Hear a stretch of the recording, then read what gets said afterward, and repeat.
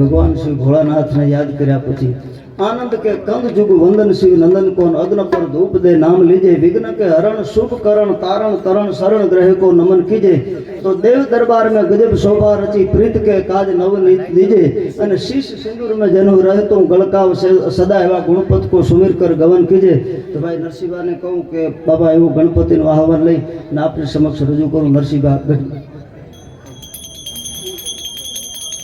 जो right timing right timing home stay नहीं light चालू रहेगी डिस्प्ले सेटिंग